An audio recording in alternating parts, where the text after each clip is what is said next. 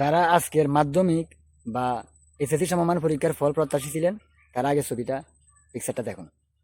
ভাই, অ্যাক্সিডেন্ট হতে পারে, যে কোনো সমস্যা বিপদ হতে পারে, তাই বলে এই না যে আমি সিদ্ধান্ত নিয়ে নেব, আমি হতাশ অস্থির, আমার তো সব শেষ।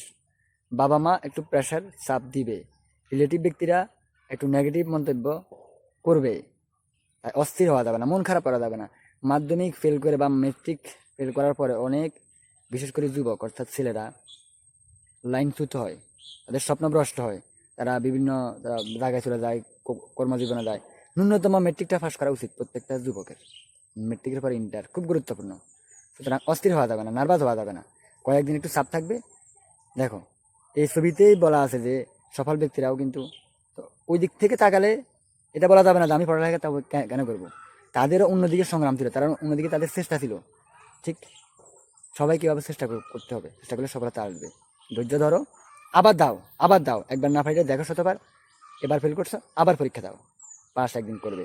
সার্টিফিকেট খুব গুরুত্বপূর্ণ জিনিস, অভিজ্ঞতা লাগবে, কিন্তু আগে সার্টিফিকেট। ধন্যবাদ। বুঝতে মনারা।